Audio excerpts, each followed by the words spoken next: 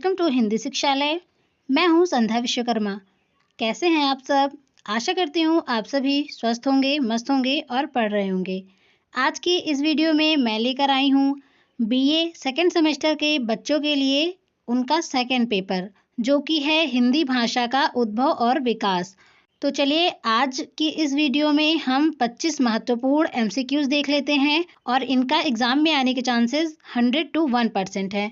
ये 25 महत्वपूर्ण एमसीक्यूज आप लोग अपनी नोट्स में लिख लेंगे और इसे याद कर लेंगे ताकि एग्जाम में बहुत ही आसानी हो आप लोगों को। तो चलिए पहला प्रश्न देख लेते हैं।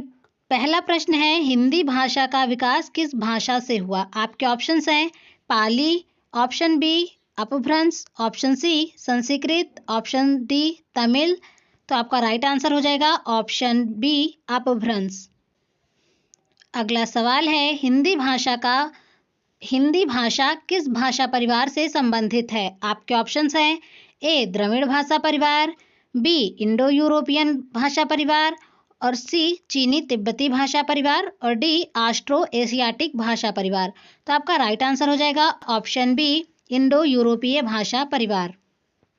अगला सवाल है, हिंदी भाषा की मूल जननी कौन सी भाषा मानी जाती है? आपके ऑप्शंस हैं ए संस्कृत, बी प्राकृत, डी सी पाली, डी अपभ्रंश।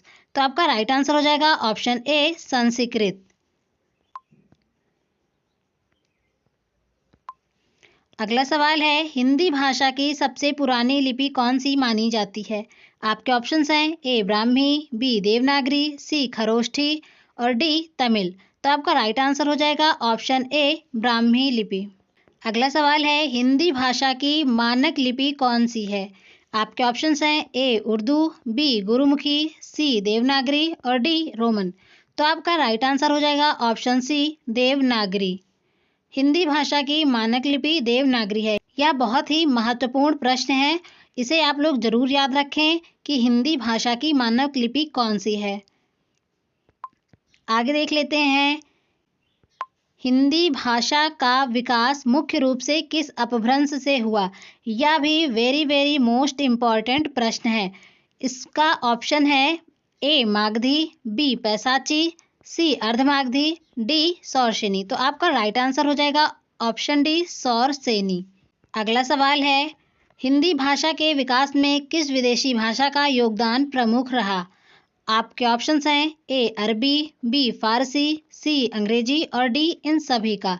तो आपका राइट आंसर हो जाएगा ऑप्शन डी इन सभी का। इन सभी भाषाओं का हिंदी भाषा के विकास में बहुत ही प्रमुख योगदान रहा। आगे देख लेते हैं, हिंदी भाषा के विकास का आदिकाल कब से कब तक माना जाता है? आपके ऑप्शंस हैं ए 1000 से 1300 ईस्वी, बी 1300 से 1500 ईस्वी, सी 1500 से 1800 ईस्वी और डी 1800 से 2000 ईस्वी। तो आपका राइट आंसर हो जाएगा ऑप्शन ए 1000 से 1300 ईस्वी। आगे देख लेते हैं अगला सवाल है, हिंदी भाषा के किस युग में भक्ति साहित्य का विकास हुआ? आपके ऑप्शंस हैं ए आदिकाल, बी भक्तिकाल, सी रीतिकाल और डी आधुनिक काल। तो आपका राइट आंसर हो जाएगा भक्तिकाल। भक्तिकाल में ही हिंदी भाषा के भक्ति साहित्य का विकास हुआ। तो चलिए आगे देख लेते हैं अगला सवाल क्या है। हमारा अगला सवाल है, हिंदी साहित्य में रीतिकाल का प्रमुख विषय क्या था? आपके ऑप्शंस हैं ए वीर रस, बी भक्ति रस, सी श्रृंगार रस और डी करुण रस। तो आपका राइट आंसर हो जाएगा ऑप्शन सी श्रृंगार रस। श्रृंगार रस हिंदी साहित्य में रीतिकाल का प्रमुख विषय था। अगला सवाल है, आधुनिक हिंदी गद्य साहित्य का जनक किसे माना जाता है? आपके ऑप्शंस हैं ए प्रेमचंद, बी भारतेंदु हरिश्चंद्र, सी महावीर प्रसाद द्विवेदी और डी किशोरी लाल गोस्वामी। तो आपका राइट आंसर हो जाएगा ऑप्शन बी भारतेंदु हरिश्चंद्र। आपका अगला सवाल है, हिंदी भाषा को भारत की राजभाषा कब घोषित किया गया? आपके ऑप्शंस हैं ए 1947, बी 1950, सी 1965 और डी 1991। तो आपका राइट आंसर हो जाएगा ऑप्शन बी 1950। 1950 में हिंदी भाषा को भारत की राजभाषा घोषित किया गया। अगला सवाल है आपका, हिंदी भाषा को किस अनुच्छेद में राजभाषा का दर्जा प्राप्त है? आपके ऑप्शंस हैं ए अनुच्छेद 343, बी अनुच्छेद 351, सी अनुच्छेद 370 और डी अनुच्छेद 356। तो आपका राइट आंसर हो जाएगा ऑप्शन ए अनुच्छेद 343।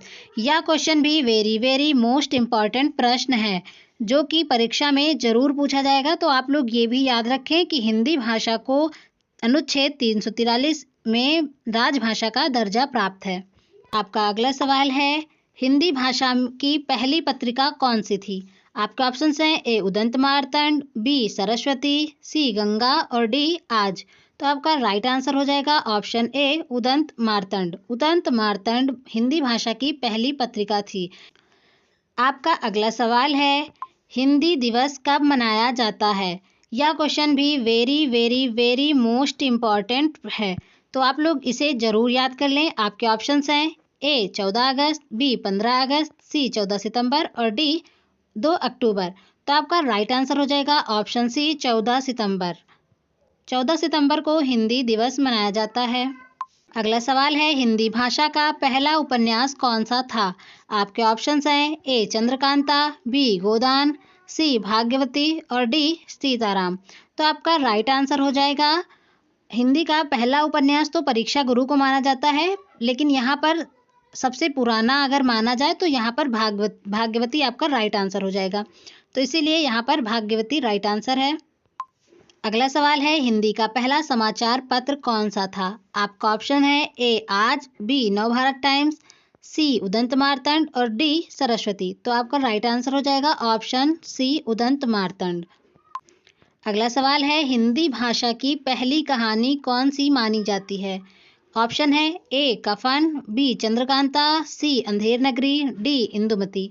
तो आपका राइट आंसर हो जाएगा ऑप्शन डी इंदुमती, जो कि किशोरी लाल गोस्वामी द्वारा लिखी गई कहानी है जिसका प्रकाशन वर्ष सन 1900 माना जाता है। यह प्रश्न भी बहुत ही मोस्ट इम्पॉर्टेंट प्रश्न है। हिंदी भाषा के विकास में सबसे अधिक योगदान किसका रहा? आपके ऑप्शंस हैं ए संस्कृत, बी पाली, सी अपभ्रंश और डी फारसी। तो आपका राइट आंसर हो जाएगा ऑप्शन सी अपभ्रंश। आपका अगला सवाल है, हिंदी भाषा में पहली बार वैज्ञानिक शब्दावली किसने तैयार की? आपके ऑप्शंस हैं ए प्रेमचंद, बी महावीर प्रसाद द्विवेदी, सी राहुल सांस्कृतायन और डी नागार्जुन। तो आपका राइट आंसर हो जाएगा ऑप्शन बी महावीर प्रसाद द्विवेदी। आगे देख लेते हैं अगला सवाल। अगला सवाल है, हिंदी भाषा का पहला गद्यकार कौन था? आपके ऑप्शंस हैं ए लल्लूलाल, बी प्रेमचंद, सी देवकीनंदन खत्री और डी महावीर प्रसाद द्विवेदी। तो आपका राइट आंसर हो जाएगा ऑप्शन ए लल्लूलाल। अगला सवाल है, हिंदी को संविधान में किस अनुसूची में शामिल किया गया है? तो आप यह क्वेश्चन भी बहुत ही इम्पॉर्टेंट है, तो आप लोग इसे भी याद रखेंगे। हिंदी को संविधान में किस अनुसूची में शामिल किया गया है? तो आपके ऑप्शन है 8वीं अनुसूची, बी 6ठी अनुसूची, सी 7वीं अनुसूची और डी 9वीं अनुसूची। तो आपका राइट आंसर हो जाएगा यहाँ पर 8वीं अनुसूची।